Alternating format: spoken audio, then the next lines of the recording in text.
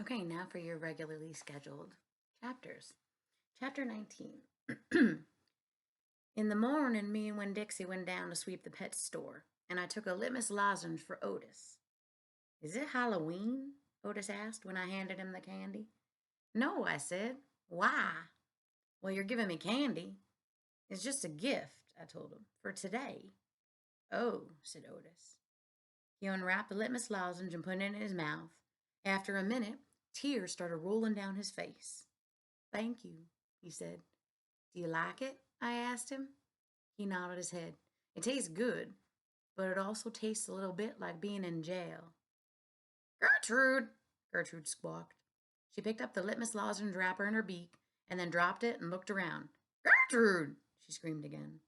You can't have any, I told her. It's not for birds.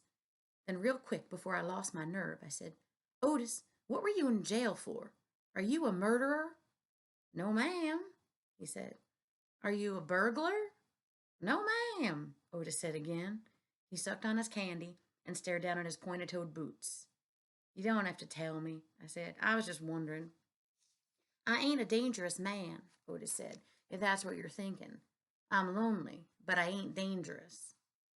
Okay, I said, and I went into the back room to get my broom. When I came back out, Otis was standing where I left him, still staring down at his feet.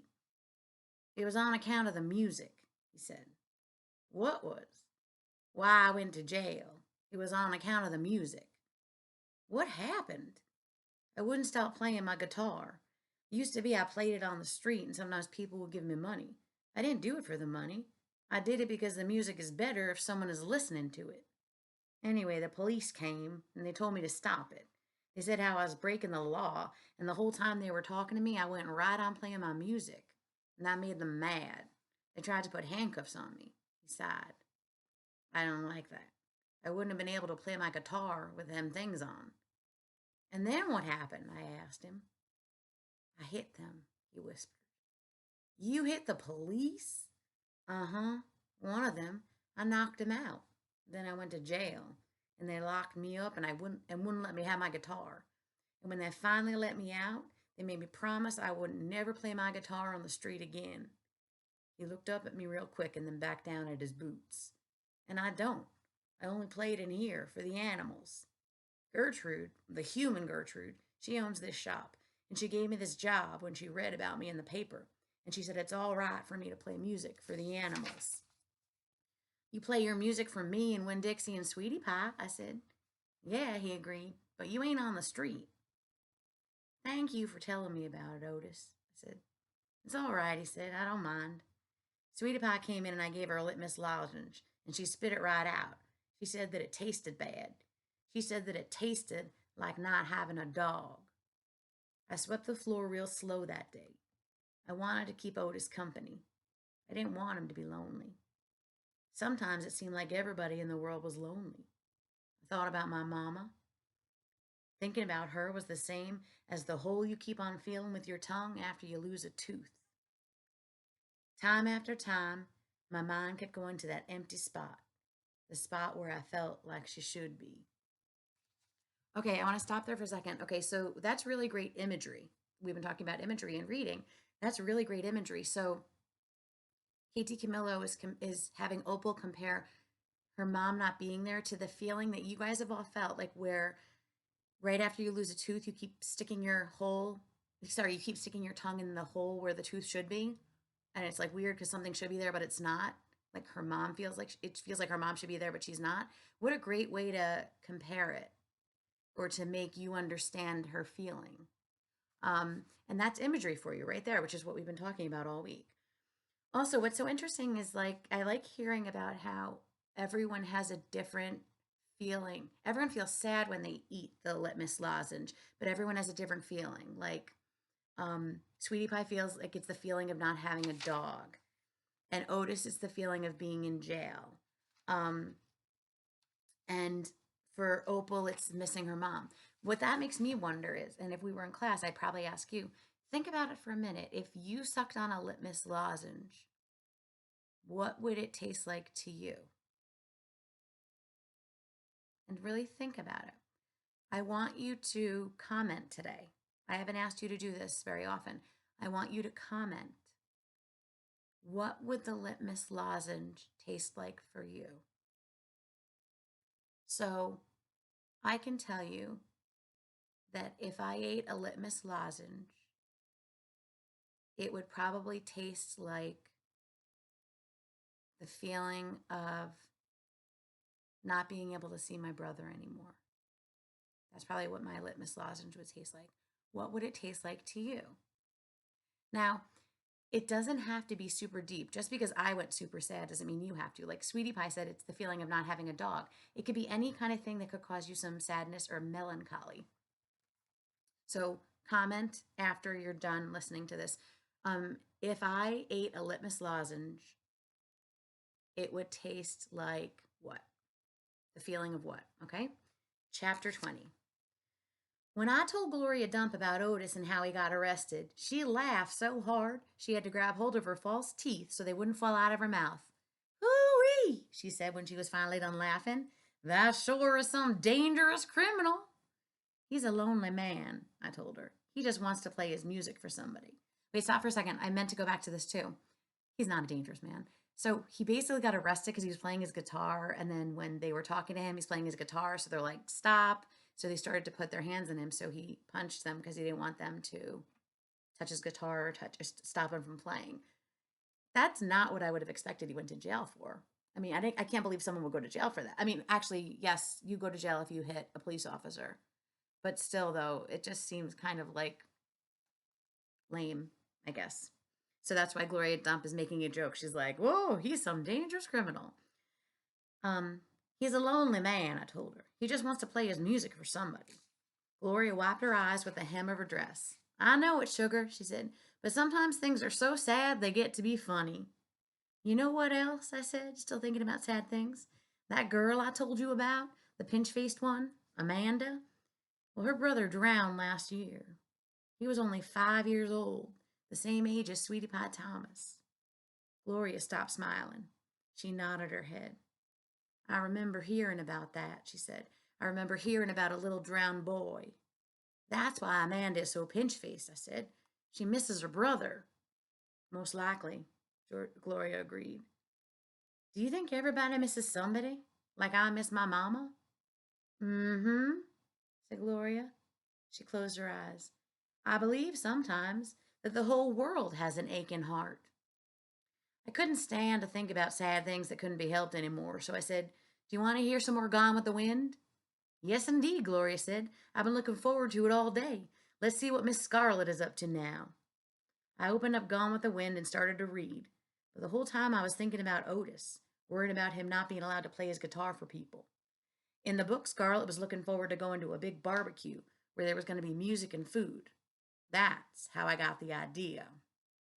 "That's what we need to do," I said. I slammed the book shut when Dixie's head shot up from underneath Gloria's chair. He looked all around nervous like. "Huh?" said Gloria Dump. "Have a party," I told her. "We need to have a party and invite Miss Franny Block and the preacher and Otis can play his guitar for everybody. Sweetie Pie can come too. She listens to his music good." "We who?" Gloria asked. Me and you. We can make some food and have the party right here in your yard." Said Gloria Dump. "We can make peanut butter sandwiches and cut them up in triangles to make them look fancy." "Lord," said Gloria Dump. "I don't know if the whole world likes peanut butter as much as you and me and this dog." "Okay, then," I said, "we can make egg salad sandwiches. Adults like those." "You know how to make egg salad?" "No, ma'am," I said. "I don't have a mama around to teach me things like that. But I bet you know. I bet you could teach me. Please." "Maybe," said Gloria Dump. She put her hand on Winn-Dixie's head. She smiled at me. I knew she was telling me yes. "Thank you," I said. I went over and hugged her. I squeezed her hard. Winn-Dixie wagged his tail and tried to get in between the two of us. He couldn't stand being left out of anything. "It's going to be the best party ever," I told Gloria. "You got to make me one promise, though," Gloria said. "All right," I told her. "You got to invite those Dewberry boys." "Dunlop and Stevie?" "Mm-hmm. Ain't going to be no party unless you invite them." "I have to?" "Yes," said Gloria Dump. "You promise me." I promise, I said. I didn't like the idea, but I promised. I started inviting people right away. I asked the preacher first. Daddy, I said. Opal, the preacher said back.